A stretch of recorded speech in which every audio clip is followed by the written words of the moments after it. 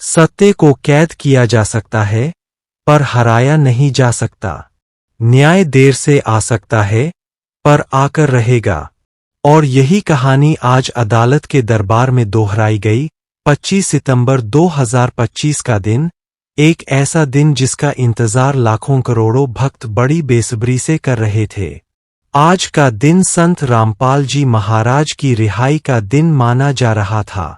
भक्तों की आंखों में उम्मीद की किरणें थीं, दिलों में उत्साह था और हर मन में यह प्रार्थना थी कि आज वह क्षण आ जाएगा जब उनके गुरुजी को न्याय मिलेगा। लेकिन अदालत का फैसला आया और वह फैसला उम्मीदों के विपरीत निकला। अदालत ने आज उनकी रिहाई को रद्द कर दिया और अगली सुनवाई की तारीख 18 अक्टूबर निर्धारित की। यह सुनते ही भक्तों के मन में क्षण भर के लिए सन्नाटा छा गया, मानो समय थम गया हो।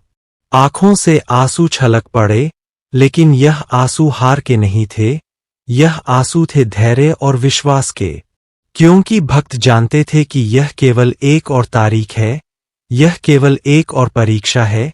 अदालत की कार्यवाही का विवरण। आज सुबह अदालत के परिसर में जब सुनवाई शुरू हुई तो माहौल गंभीर था। वकीलों ने अपनी दलीलें रखीं, साक्ष्य प्रस्तुत हुए और घंटों तक बहस चली। हर कोई यही सोच रहा था कि आज न्याय होगा, आज सत्य सामने आएगा। लेकिन अदालत ने कहा कि मामले की गहराई को देखते हुए और कुछ बिंदुओं पर पुनः विचार की आवश्यकता है, इसलिए रिहाई को स्थगित कर दिया गया और नई तारीख 18 अक्टूबर तय कर दी गई। अदालत का यह निर्णय कानूनी दृष्टिकोण से सामान्य हो सकता है, लेकिन भक्तों के लिए यह एक भावनात्मक झटका था। वे महीनों से इस दिन का इंतजार कर रहे थे। हर प्रार्थना, हर उपवास, हर जागरण इसी विश्वास पर आधारित था कि 25 सितंबर को उनके गुरुजी जेल से बाहर आ जाएंगे। फैसले के बाद भक्तों की आंखों में आंसू थे। किसी ने सिर पकड़ लिया, कोई चुपचाप खड़ा रह गया और कोई रो पड़ा। लेकिन आश्चर्य की बात यह थी कि इस निराशा के बीच भी एक अटूट विश्वास दिखाई दे रहा था। एक भक्त ने कहा, हम जानते थे कि यह संघर्ष आसान नहीं होगा, लेकिन हमें यह भी पता है कि सत्य परेशान हो सकता है, पराजित नहीं। हमारा विश्वास है कि 18 अक्टूबर को न्याय जरूर मिलेगा। दूसरे भक्त ने कहा, आज की तारीख ने हमें धैर्य की शिक्षा दी है, हम हार नहीं मानेंगे। गुरुजी निर्दोष है और एक दिन यह पूरी दुनिया देखेगी। तीसरे भक्त ने कहा, अगर आज रिहाई नहीं मिली तो क्या हुआ, हम 18 अक्टूबर तक और अधिक प्रार्थना करेंगे और अधिक साधना करेंगे। यह हमारी आस्था की परीक्षा है और हम इसे पूरी निष्ठा से देंगे। संत रामपाल जी महाराज के वचन। भक्तों को इस कठिन समय में सबसे अधिक सहारा उनके गुरुजी के वचनों से मिलता है। संत रामपाल जी महाराज ने हमेशा कहा है, भक्तों, धैर्य रखो, हर घटना परमात्मा की योजना से होती है। अगर हम सत्य के मार्ग पर है, तो चाहे कितनी भी बाधाएं आए, अंततः जीत हमारी ही होगी। आज यही वचन भक्तों के लिए ढाल बन गए। वे जानते हैं कि गुरुजी की हर बात किसी सामान्य मनुष्य की नहीं, बल्कि परमात्मा से जुड़े संत की है। अगर उन्होंने कहा है कि जीत सत्य की होगी, तो वह अवश्य होगी। समाज की प्रतिक्रिया सिर्फ भक्त ही नहीं, बल्कि समाज का एक बड़ा वर्ग भी इस फैसले पर चर्चा कर रहा है। कुछ लोग कह रहे हैं कि यह न्याय की प्रक्रिया का हिस्सा है, जबकि कुछ का कहना है कि निर्दोष को इतना लंबा इंतजार कराना अन्याय है। सोशल मीडिया पर भी इस विषय पर लगातार प्रतिक्रियाएं आ रही है। लाखों लोग यह लिख रहे हैं कि संत रामपाल जी महाराज निर्दोष है और उन्हें तुरंत न्याय मिलना चाहिए। भक्तों का संकल्प। 25 सितंबर का फैसला भले ही निराशाजनक रहा हो, लेकिन भक्तों ने हार नहीं मानी। उन्होंने एक स्वर में कहा, हम 18 अक्टूबर तक धैर्य रखेंगे और अपने गुरुजी की रिहाई के लिए और अधिक प्रार्थना करेंगे। भक्तों ने निश्चय किया कि वे इस बीच समाज में जाकर गुरुजी की शिक्षाओं का प्रचार करेंगे। वे लोगों को बताएंगे कि उनका गुरु निर्दोष है और उनका संदेश मानवता के लिए है। भक्ति और विश्वास की शक्ति। यह स्थिति भक्तों को और अधिक मजबूत बना रही है, क्योंकि कठिनाइयां ही आस्था को गहराई देती है। जैसे सोने को तपाकर और अधिक चमकदार बनाया जाता है, वैसे ही भक्तों की आस्था इस समय की परीक्षा से और अधिक प्रबल हो रही है। भक्तों ने यह मान लिया है कि 18 अक्टूबर केवल एक तारीख नहीं है, बल्कि वह दिन होगा जब सत्य की घोषणा होगी। प्रेरणादायक संदेश। आज हर भक्त अपने दिल में यही दोहरा रहा है, सत्य परेशान हो सकता है, पराजित नहीं। गुरुजी निर्दोष है और निर्दोष को एक दिन जरूर न्याय मिलेगा। यह संघर्ष हमारी आस्था की परीक्षा है और हम इसे जीतेंगे। 25 सितंबर का फैसला भले ही रिहाई रद्द करने वाला रहा हो, लेकिन यह भक्तों के विश्वास को तोड़ नहीं पाया, बल्कि इसने उस विश्वास को और अधिक दृढ़ कर दिया है। अब सबकी नजरें 18 अक्टूबर पर है। वही दिन निर्णायक होगा, वही दिन सत्य की जीत का दिन होगा। भक्तों का विश्वास अडिग है और वे जानते हैं कि उनका गुरु निर्दोष है, और जब निर्दोष के पक्ष में सत्य खड़ा हो तो कोई भी शक्ति उसे ज्यादा देर तक रोक नहीं सकती। 25 सितंबर के फैसले के तुरंत बाद हरियाणा, दिल्ली, पंजाब, राजस्थान और मध्य प्रदेश सहित सभी प्रमुख आश्रमों में गहरा सन्नाटा छा गया। सुबह से ही हजारों भक्त टीवी चैनलों और मोबाइल पर लाइव अपडेट देख रहे थे। सबकी सांसें थमी हुई थीं, लेकिन जैसे ही खबर आई कि अदालत ने रिहाई रद्द कर दी और अगली तारीख 18 अक्टूबर तय कर दी है, तो भक्तों की आंखों में आंसू आ गए। कुछ पल के लिए शांति थी, लेकिन फिर वही आश्रम एक स्वर में गूंज उठा, सत्य परेशान हो सकता है, पराजित नहीं। भक्तों ने भजन गाना शुरू कर दिया। किसी ने ढोलक उठाई, किसी ने झांझ, और सत्संग का माहौल तुरंत बदल गया। आंसुओं के बीच भी विश्वास की लौ जल रही थी। सभी आश्रमों में विशेष हवन और पाठ शुरू हो गए। भक्तों ने एक स्वर में संकल्प लिया, हम 18 अक्टूबर तक रोजाना गुरुजी की निर्दोषता के लिए नामजप करेंगे। हम समाज में जाकर उनकी शिक्षाओं का प्रचार करेंगे और लोगों को बताएंगे कि गुरुजी के खिलाफ षड्यंत्र रचा गया है। हर भक्त ने अपने अपने घरों में दीप जलाने और रोज नामजप करने का प्रण लिया। संत रामपाल जी महाराज की शिक्षाएं। फैसले के बाद भक्तों ने फिर से गुरुजी के प्रवचनों को सुनना शुरू किया। रिकॉर्डिंग्स, किताबें और वीडियो हर जगह देखे जाने लगे। गुरुजी की आवाज भक्तों के मनोबल को और मजबूत कर रही थी। गुरुजी हमेशा कहते हैं, न्याय कभी अन्याय पर स्थायी रूप से विजय नहीं पा सकता। निर्दोष को देर से न्याय मिल सकता है, पर छिन नहीं सकता। सत्य की राह कठिन होती है, लेकिन वही शाश्वत होती है। भक्तों को ये वचन आत्मबल दे रहे थे। समाज और मीडिया की प्रतिक्रिया। मीडिया चैनलों पर भी चर्चा जारी थी। कुछ लोग सवाल उठा रहे थे कि जब इतने सारे सबूत निर्दोषता की ओर इशारा करते हैं, तो फिर सुनवाई इतनी लंबी क्यों खिंच रही है। भक्तों ने तय किया कि वे इस दौरान समाज में और अधिक सक्रिय रहेंगे। गांव-गांव, शहर-शहर जाकर वे लोगों को सत्संग सुनाएंगे, किताबें बांटेंगे और सच्चे ज्ञान का प्रचार करेंगे। उन्होंने कहा, अगर गुरुजी आज बाहर नहीं आए, तो इसका मतलब है कि हमें और ज्यादा मेहनत करनी है। हमें और ज्यादा लोगों तक सत्य का संदेश पहुंचाना है, ताकि जब वे बाहर आए तो समाज पहले से ज्यादा तैयार हो। 18 अक्टूबर की तैयारी। अब सबकी नजरें 18 अक्टूबर पर है। भक्त मानते हैं कि यह तारीख ऐतिहासिक होगी।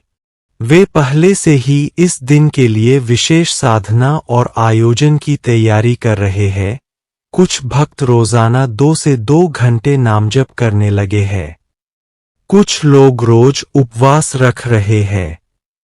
महिलाएं घर घर दीपक जला रही है। बच्चे भी गुरुजी के भजनों को गाकर माहौल को भक्तिमय बना रहे हैं। प्रेरणादायक दृष्टांत। एक वृद्ध भक्त ने कहा, जब भगवान राम वनवास गए थे तो क्या भक्तों ने हार मानी थी? जब पांडवों को जुए में वनवास मिला तो क्या उन्होंने अपना धर्म छोड़ा? नहीं, उन्होंने धैर्य रखा और अंततः जीत उनकी हुई। आज भी वही स्थिति है। यह केवल परीक्षा है और हमें धैर्य रखना है। यह दृष्टांत भक्तों को नया उत्साह दे रहा है। 25 सितंबर का दिन भले ही न्याय के लिहाज से संतोषजनक न रहा हो, लेकिन इसने भक्तों की आस्था को और गहरा कर दिया। अब हर भक्त के दिल में केवल एक ही संकल्प है, हम गुरुजी के साथ हैं, चाहे हालात कैसे भी हों। और 18 अक्टूबर को पूरी दुनिया देखेगी कि सत्य की विजय होती है। आज से अगले क्षणों तक आश्रमों, गलियों, घर घर, दिल दिल में एक ही बात गूंज रही है। 25 सितंबर का फैसला आया, रिहाई रद्द हुई और अगली सुनवाई 18 अक्टूबर पर टिकी है। पर यह गूंज किसी तरह की हताशा नहीं, बल्कि एक और चुनौती स्वीकार करने का घोर संकल्प है। अब प्रत्येक भक्त, प्रत्येक आशावादी, हर संवेदनशील इंसान के मन में यह प्रश्न भी है और उत्तर भी अब क्या, और उत्तर वही जो सदियों से संतों के अनुयायियों ने दिया है। धैर्य, प्रार्थना, सेवा और सत्य की आवाज को और ऊंचा उठाना। आश्रमों में अब दिन की शुरुआत सुबह की आरती और विशेष प्रार्थना के साथ होती है। न केवल एक बार, बल्कि दिन में कई बार। सुबह सुबह का समय, दोपहर का समय और रात का समय, हर पल भक्त गुरुजी के लिए नामजप कर रहे हैं। भजन और सत्संग अब और गहनता से चल रहे हैं। हर भजन के बीच एक आवाज बार बार उठती है, गुरुजी निर्दोष है, सत्य का प्रकाश अवश्यंभावी है। कई आश्रमों ने 25 सितंबर के बाद विशेष कार्यक्रम शुरू कर दिए हैं। सत्संग के साथ साथ कानूनी जानकारी सत्र। वहां वरिष्ठ वकील भक्तों को बताते हैं कि अदालत ने क्या कहा, किन कारणों से रिहाई टल सकती है और 18 अक्टूबर तक किन किन दस्तावेजों और प्रक्रियाओं की उम्मीद की जा सकती है। यह जानकारी भक्तों को भय से नहीं, बल्कि संरचित तैयारी से जोड़ने के लिए है। कानूनी जागरूकता से वे समझते हैं कि आंदोलन का स्वरूप शांतिपूर्ण और वैधानिक ही होना चाहिए, ताकि सत्य की आवाज को किसी भी तरह की गलतफहमी में न फंसना पड़े। भक्तों की रणनीतियां कई तरह की है, पर उनका मूल एक ही है, शांतिपूर्ण, आध्यात्मिक और समाजोन्मुख। कुछ प्रमुख कदम जो हर आश्रम और अनुयायी उठा रहे हैं। सामुदायिक जागरूकता अभियान, गांवों और शहरों में जाकर लोगों को विस्तृत रूप से गुरुजी के उपदेश सुनाना। प्रिंट सामग्री बांटना जिसमें उनके प्रवचन, उनके सिद्धांत और उनके ऊपर लगे आरोपों के बारे में तथ्यात्मक जानकारी हो।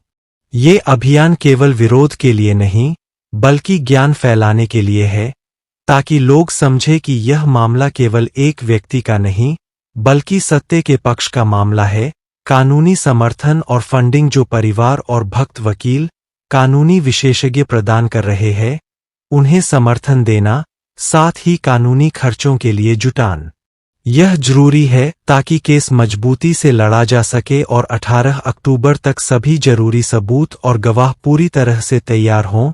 सामाजिक सेवा कार्यक्रम, आश्रमों ने तय किया है कि वे इस अवधि में और अधिक सेवा कार्य करेंगे। अनाथालय, राशन वितरण, नशा मुक्ति शिविर, स्वास्थ्य चेकअप कैंप।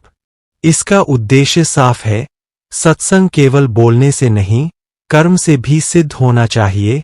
साथ ही इससे समाज में उनका संदेश वास्तविक रूप से जुड़ता है। मीडिया अभियान, सोशल मीडिया पर सत्यपरक सामग्री का लगातार प्रवाह, लाइव सत्र जिसमें समर्थक और कानूनी टीम लोगों के सवालों का जवाब दें और फैक्ट चेकेड जानकारी साझा की जाए ताकि अफवाहें रोकी जा सकें। हैशटैग ट्रेंड कर रहे हैं, पर उनसे आगे की रणनीति है। संदेश का सकारात्मक, शांति प्रधान और प्रामाणिक स्वर।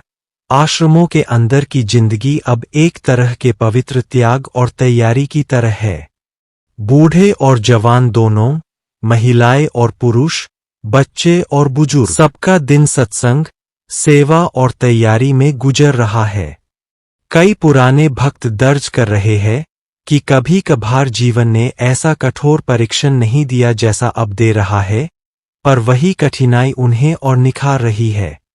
किसी बुजुर्ग ने कहा, हमने कभी सोचा नहीं था कि हमें फिर से ऐसी परीक्षा से गुजरना होगा, पर अब हम जान गए हैं कि गुरुजी के मार्ग पर जो ठहरता है वही टिकेगा। भक्तों की व्यक्तिगत कहानियां अब आश्रम की दीवारों पर गूंज रही है।